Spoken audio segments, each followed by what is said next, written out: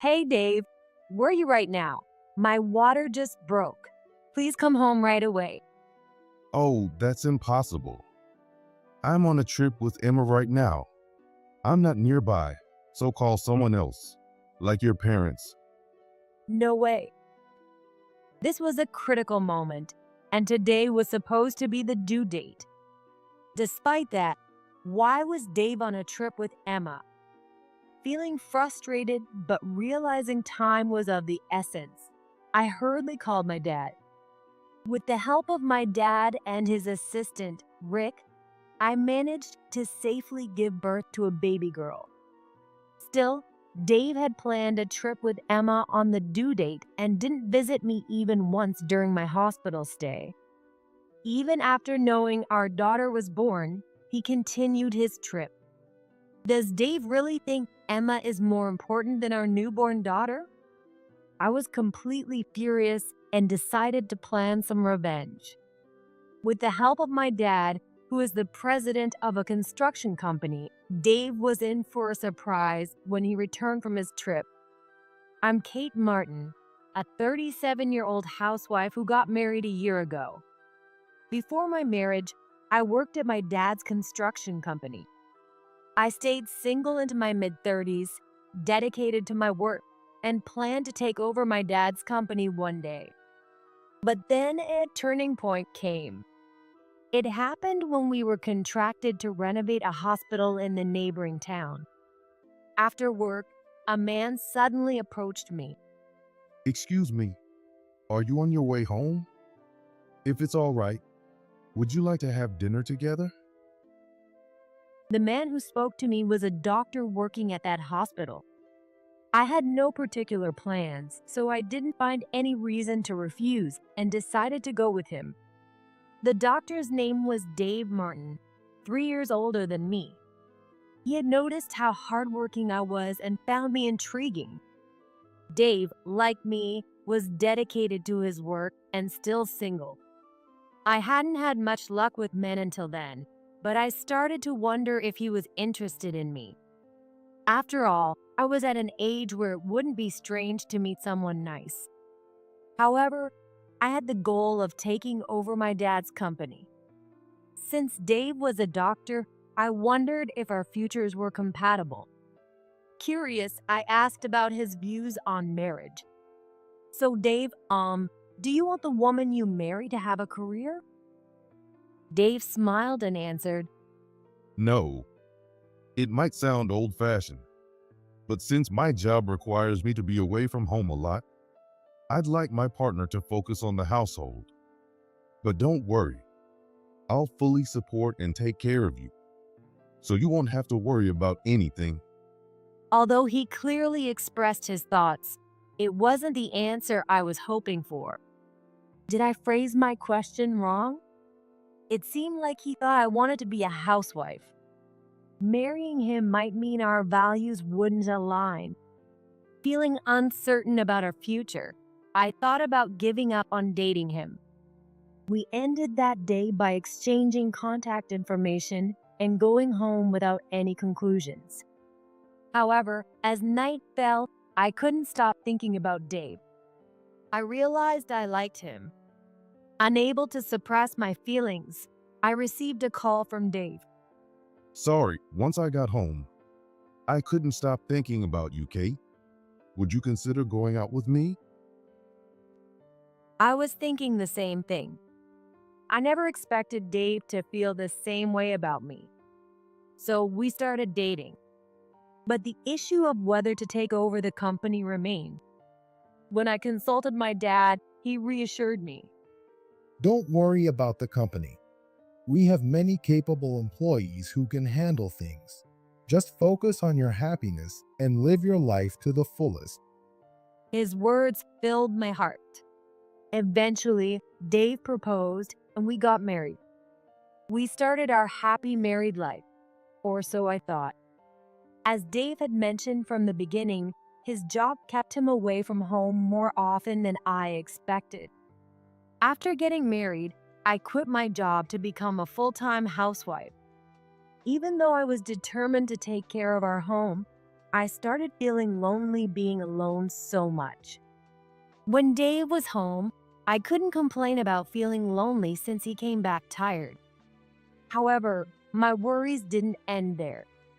Dave's salary was deposited into our joint account, but on payday, he would withdraw about half of it immediately. When I asked him what he was spending it on, he replied with an annoyed look, Medical work involves a lot of expenses for conferences and training. Plus, teamwork is crucial, so I can't refuse when my colleagues invite me out. You can't just pocket everything you earn. While it seemed reasonable, I couldn't really understand since I had never worked in healthcare. Still, I thought managing the rest was my responsibility as his wife. I didn't press further, fearing it would upset him. But was that a mistake? His withdrawals escalated each month.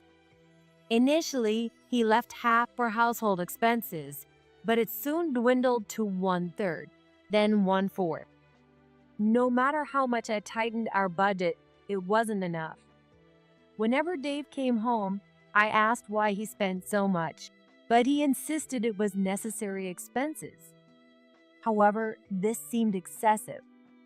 I was reaching my breaking point.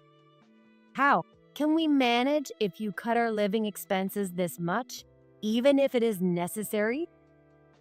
It's not my fault.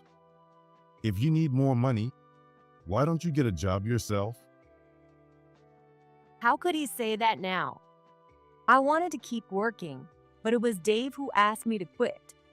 My stomach churned with anger, and I started feeling nauseous. Reaching my limit, I rushed to the bathroom. I felt a bit better after throwing up, but hearing Dave's voice from behind made my chest tighten again. Are you faking it to get sympathy? Sorry, but I'm not falling for that. No, just leave me alone. I said this and went into the guest room, a place I usually don't use. I couldn't stand sleeping in the same room as Dave tonight, so I decided to sleep here. However, even after lying down, the nausea wouldn't go away. It felt like something was stuck in my throat too. I couldn't sleep all night because I was so worried. Maybe it was some kind of internal organ disease. The next morning, still feeling sick, I ignored Dave as he left for work and headed to the hospital. I chose a hospital closer to home, not the one where Dave worked. After explaining my symptoms during the exam, I was oddly referred to the obstetrics and gynecology department. Suspecting it might be the case, I headed to the obstetrics department in the same hospital. After the examination, I was told I was 8 weeks pregnant. The doctor congratulated me, but honestly, I wasn't sure how to feel. Anyway, I needed to tell Dave. Surely, if he knew we were having a baby, he would reconsider his spending. With that in mind, I sent him a message on my phone about the pregnancy. He read it in the early afternoon but didn't reply. Could it be that he wasn't happy about the baby? Feeling anxious, I waited for Dave to come home that night. However, he didn't come back for a long time. He shouldn't have any plans tonight. After 1 a.m., Dave finally came home and, seeing my face, asked something unexpected. Why are you still up? Anyway, that's not the point. You don't plan on having this baby, do you? Why would you ask that? Is there a reason I shouldn't? I was stunned by Dave's reaction. If he didn't want kids, why did he even get married? When I asked him why, he began telling an unbelievable story. It turns out that Dave's childhood friend recently got divorced. She had defied her parents to marry, so she couldn't return home and was struggling alone. So Dave said he was helping her as much as he could. I was speechless. Why should you have to help her? Her divorce is her own problem. It's not that simple. Emma, she always helped me when I was bullied as a kid. Now I want to be there for her. Was this some kind of repayment for childhood kindness? I could understand his feelings, but shouldn't he prioritize his own child now? Then it hit me. Wait a minute. Are you saying the money you've been withdrawing for necessary expenses was going to Emma? Not all of it. Sure, I gave her some, but it's not like I'm using it for anything bad. His excuse made me furious. Even if he had good intentions, it's our household money. He should have discussed it with me first. Maybe it was the pregnancy hormones, but I blurted out something I shouldn't have. If Emma is so important to you, then leave. I'm divorcing you. Fine by me. I don't need someone who doesn't understand me. I should have married Emma in the first place. It was the exchange of harsh words. Dave said that and left the house. Last night, I was so angry that I might have gone too far. Besides, it's better for my baby to have their father around. I decided to apologize and called him, but he didn't answer, so I left a message apologizing for my harsh words. Still, he didn't read my message. Should I give up on having the baby? That evening, I visited my dad at the company he runs and told him everything that happened. My dad was furious. What is Dave thinking? He's married. Even if they are childhood friends, it's outrageous to cut back on living expenses to help her out. You're right. I should have managed things better. Should I give up on having this baby? As I asked while gently rubbing my belly, my dad shook his head vigorously. No, that child is a precious life. Kate, don't worry about anything else. Just focus on having a healthy baby. I'll take care of everything else. My dad's words brought tears to my eyes.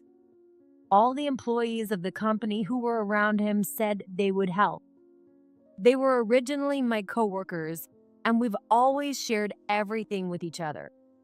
Encouraged by these strong colleagues, I decided to have this baby. When I returned home, Dave was standing in front of the door. He seemed to be waiting for me, looking a bit uncomfortable. What's wrong, Dave? Weren't you going to leave? Well, I was planning to leave at first. But you told your dad about what happened yesterday, didn't you? He called me and yelled at me. He said if I didn't come back immediately, I'd have to pay $100,000 for alimony and child support. He was so scary, like a mafia boss. I had no choice but to come back. Using your parents to threaten me is so unfair. So that's what happened. Anyway, since he came back, I told him about my decision to have the baby and the due date. However, Dave still spent most of his time away from home, and he kept withdrawing money without telling me. You're probably giving it to Emma again. Even when I made snide comments, he just ignored me. Dave only came back because he didn't want to pay the large amount of money. As the due date approached, Dave was still rarely home. I didn't want to trouble my dad by having the baby at his house since he's the only man there, so I decided to wait at home for Dave. But even on the due date, he didn't come back. Being alone at home, I started to get anxious. Then it happened. Suddenly, I felt labor pains. And then a warm sensation. My water broke. I couldn't bear it any longer and tried to call a taxi, but I couldn't find a paper with the taxi company's number. I should have saved it on my phone. Calling an ambulance would disturb the neighbors. I should call Dave immediately. When I called, Dave answered right away. Hey Dave, where are you right now? My water just broke. Please come home right away. No, that's impossible. I'm on a trip with Emma right now. I'm not nearby, so call someone else, like your parents. No way. This was a critical moment. and today was supposed to be the due date. Despite that, why was Dave on a trip with Emma? However, there was no time to be angry in such an urgent situation. I hurriedly ended the call and phoned my dad.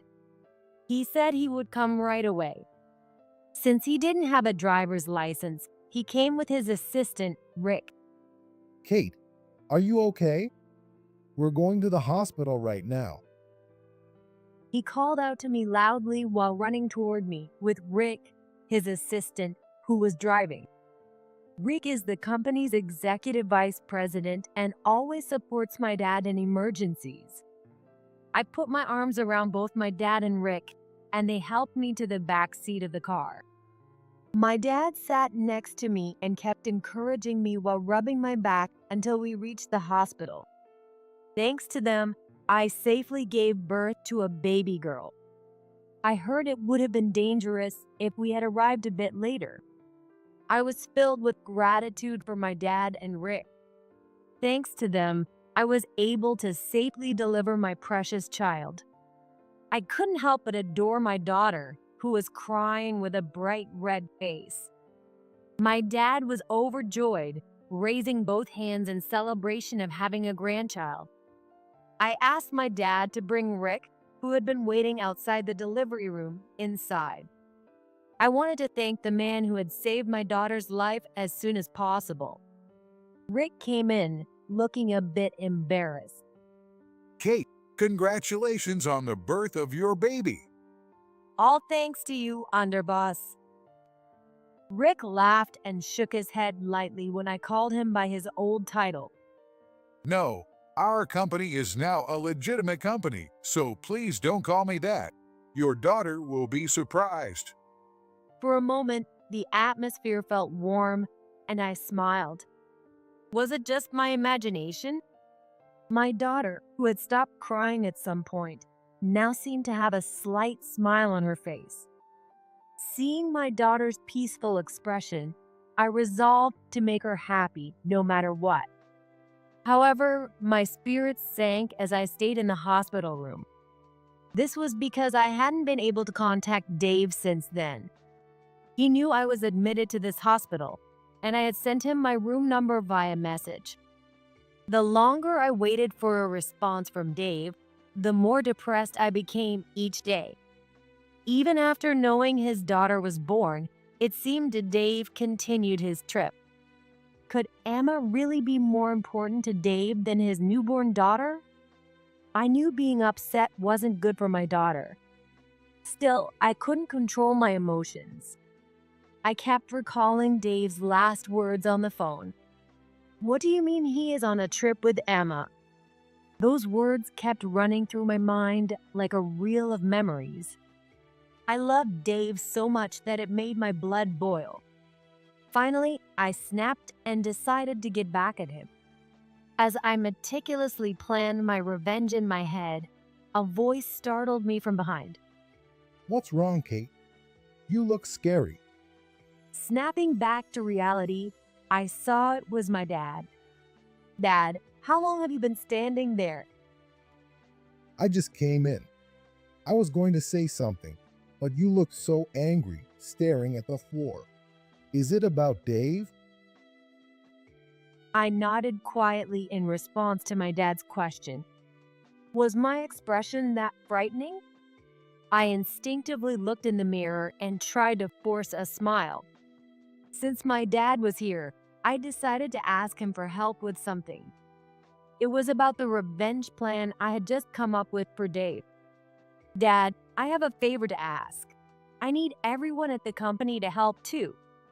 As I began explaining the details of my plan, my dad listened intently with his arms crossed, a serious look on his face.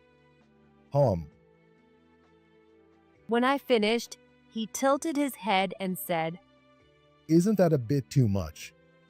You haven't even properly talked to him since your baby was born. Well, it's not like we have much work now, so it's fine. "It's okay. Talking to Dave won't change anything. He won't learn his lesson unless we do something drastic. Please, Dad, I need your help." Desperately pleading with my hands clasped, my dad finally agreed to help. I could already picture Dave's surprised face. A week had passed since the birth. Even though I was in my late 30s, my recovery went smoothly, and I was discharged without any issues. After leaving the hospital, I decided to stay at my dad's house with my daughter. While I was in the hospital, everyone in the Blackwood family swiftly carried out the plan I had asked my dad for. On the way back to my dad's house, I made a stop and attached something to the restricted area rope. That something was. When I called the hospital where Dave works, I found out that he had taken a 2-week leave. He had requested time off, citing wife's expected delivery, but he had probably been enjoying a trip with Emma all this time. According to the dates he requested the leave, he should be coming home today. As I had expected, Dave called in the evening. As soon as I answered, he started yelling. Hey, why is our house an empty lot? What happened to the house and my stuff? And more importantly, where are you right now? Calm down, I'll explain everything. I couldn't help but chuckle at his frantic tone. The house we lived in was built by my dad's company and was under his name. So I asked him to have it demolished while Dave was away. By the way, I sent Dave's belongings to his parents' house. When I explained the situation to his parents over the phone, they were furious about Dave's behavior. They even offered to come and apologize, but I declined, saying it was a matter between Dave and me until we could have a proper discussion. Hearing all this, Dave seemed flustered over the phone. Realizing he hadn't noticed something yet, I asked him, "Did you see the letter I left on the rope at the empty lot? It was covered in plastic so it wouldn't get wet in the rain." It seemed Dave hadn't noticed, as I could hear him scrambling to find it. Oh, this? After hearing the sound of plastic and paper tearing, Dave started yelling again. Why is there a divorce paper here? And you've already filled out your part. What did I do to deserve this? Oh, you went on a trip with your childhood friend during such an important time as your wife's delivery. Isn't that a valid reason for divorce?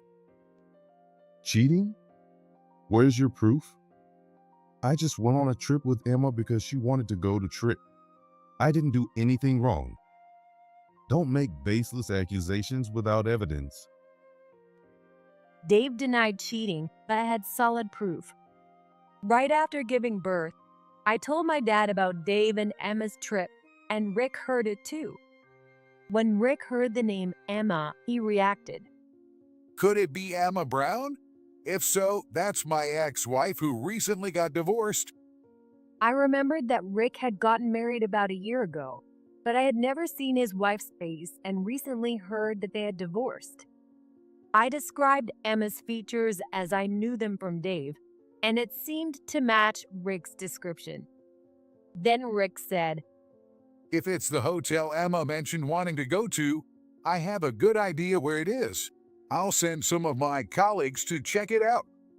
Following Rick's instructions, a few young employees from the company went to the hotel where Dave and Emma were staying. They stayed in the room next to them, took photos of Dave and Emma walking together, and even recorded their nighttime activities through the walls. When I told Dave that these would all serve as evidence, he couldn't say anything and hung up the phone. I knew exactly where he would be going next. After a while, Rick and I went to the place where we expected Dave to be. It was the apartment where Rick had lived with Emma before their divorce. Rick had divorced Emma because she was cheating. Rick had told her to leave, but she showed no signs of moving out, so Rick had left instead. When we arrived, sure enough, Dave was there. His car was in the parking lot. Rick immediately headed to Emma's room, and I followed. When I rang the doorbell, it was Emma who answered. She looked surprised to see Rick. Rick, what are you doing here? And isn't that Dave's wife? Why are you together? Emma, it seems you didn't even know where your husband worked while you were married to me. This lady is the daughter of our company's president. Emma's eyes widened even more in shock. No, that can't be. Dave's wife is connected to Rick's company? For the year Emma had been married to Rick, she had shown no interest in his work, neglected their home, and spent her time with other men. So, it wasn't surprising she didn't know that Rick worked at my family's company, where Dave is my husband. But now wasn't the time to discuss this, so I turned my attention to the back of the house where Dave was likely to be. Dave, make sure to fill out that divorce paper properly and submit it. If you find it troublesome, just sign it and I'll handle the submission for you. Hearing my voice, Dave appeared from the back holding the divorce paper in his hand. This one? Yes, that's it. Just as I was eager to finalize the divorce, Rick interrupted. Wait a minute. Your husband cheated with Emma. We have proof, so he needs to sign a pledge to pay the alimony before we submit the divorce papers. Geez, alimony. Well, with my income, it's not that big of a deal. Dave said with a nonchalant expression. But Rick gave Dave a sinister smile, as if to say, "Do you really think it'll be that easy?" It seemed he had something in mind. Rick then turned to Emma. And Emma, you haven't paid the alimony for your affair yet. I even gave you the apartment. What's your excuse? I have had enough. Pay up the alimony now, every last cent. Rick's intimidating tone left Emma flustered. Seeing this, Dave tried to defend Emma. This is like a mafia move. Kate's father was the same way. This is outright intimidation. What kind of people work at this company? Everyone's scary.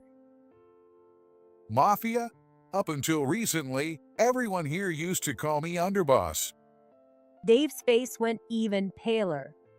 He looked at me nervously and said, So, does that mean your family, the Blackwood family, is? "Yes, exactly what you're thinking. But now we're a legitimate business. My dad is well respected in the community for his honest work, which is why even your parents trusted him and didn't object to our marriage." Emma also didn't seem to know as she turned pale. She looked like she was thinking she had to pay the alimony quickly or face unknown consequences. Hey Rick, I'll work and pay you back little by little. Can you wait until then? I'm fine with that, but Emma, it's not just about paying me. You had an affair with her husband, so you need to pay Kate alimony too. Rick's intimidating voice made Emma look scared as she answered quietly. Yes. Good. That settles it. People who do bad things need to make things right. That's right. And Dave, you will also sign a pledge stating that after the divorce, you will not have any contact with our daughter. Normally, Dave would have argued back, but now he just nodded meekly like Emma had earlier. Yes. Rick and I weren't threatening them by using our positions. It's just that our principle of making sure things are done properly hadn't changed. I took the signed pledge and the divorce papers from Dave and left with Rick. I owe Rick a lot, so I need to thank him properly. Rick, thank you so much for today. If it weren't for you, Dave would have gotten away with everything, and I would have been left crying. No, I should be thanking you. Because of you, I have a way to get alimony from Emma. I can finally move on from her. Rick and I feel a great sense of relief. Even though we had cut ties, there was still some unresolved frustration. But now I could let go of the past and look forward to living a positive life. The next day, when Dave returned to work after his 2-week leave, he was greeted by the furious face of the hospital director. Rick's junior coworkers had sent photos of Dave's trip with Emma and recorded audio of their nighttime activities through the hospital's website contact form. It was probably Rick's idea. I really admire Rick's thoroughness. The hospital director saw all the evidence of Dave's lies and decided to fire him, taking a leave for his wife's delivery, but then not even attending and going on a trip with his mistress instead, naturally led to this outcome. I learned this when my former in-laws came to apologize after the divorce was finalized. They told me all about Dave's current situation. And so the alimony that Dave was supposed to pay was covered up front. Of course, he said he would make Dave pay it back later. Dave's inappropriate behavior had become well known among the local medical community. In this small rural area, rumors spread quickly to neighboring towns. So it was no surprise he couldn't find a new job. In the end, Dave remained jobless and continued to stay with Emma. Meanwhile, Emma was working multiple part-time jobs from morning until late at night to pay the alimony to Rick and me. Since Dave was living off her, he was probably being treated poorly. Sure enough, I received a call from Dave asking for help. Kate, I was wrong. Please, can't you get me a job at your company? I'll put up with all the tough guys there, no matter how scary they are or how badly they treat me. Oh, what happened? You were so scared of our company before.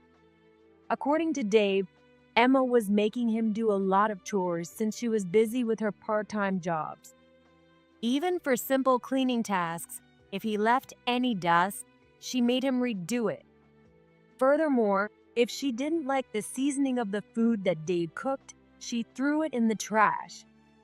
I never imagined Emma could be so terrifying.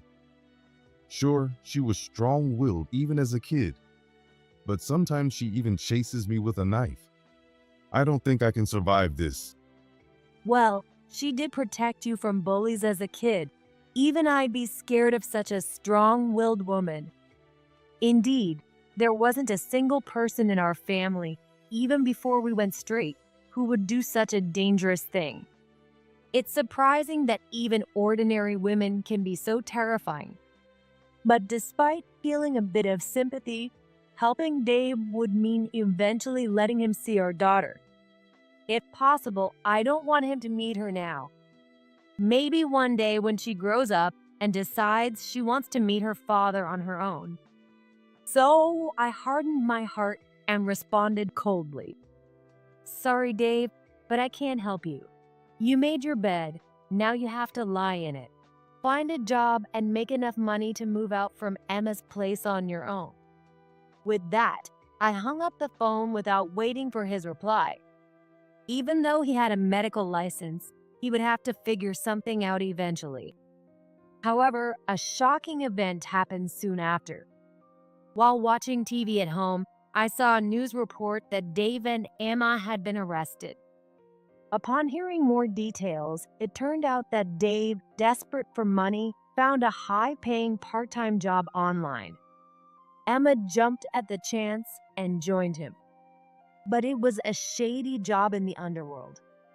They were recruited through social media to be couriers. They were supposed to deliver phones to designated locations, but the phones contained details of illegal transactions. Even though Dave and Emma claimed they didn't know about it, that wouldn't get them off the hook. Dave knows nothing outside of the medical field and is clueless about the world. Maybe that's why he got involved in such shady business when I told him to find a job on his own. Of course, blaming me doesn't lessen his guilt. In any case, Dave needs to pay for his actions. Right after the divorce, I started working at my family's company again.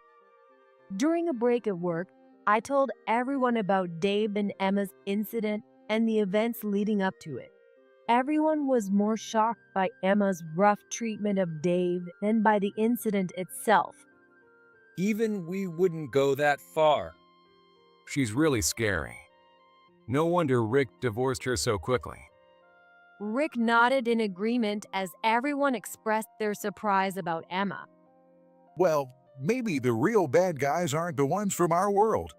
Those who act all high and mighty without knowing anything are scarier. Emma is a perfect example of that. Rick's comment made everyone laugh heartily. Our company truly feels like a family, always cheerful and warm. Since returning to work, I've been working hard with Rick, the executive vice president, to strengthen our company. Some colleagues have suggested that Rick and I should get together, but Rick is just my work partner. I'm enjoying my work now and not thinking about remarrying. My dad named my daughter Lily. Although he still holds the title of president, he has stepped back from day-to-day operations and is devoted to helping raise Lily.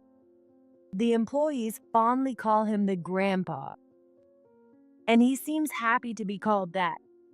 Lily is very attached to her grandpa, so as long as my dad is healthy, I don't have to worry about childcare and can focus on my work. And so, I continue to dedicate myself to work from early in the morning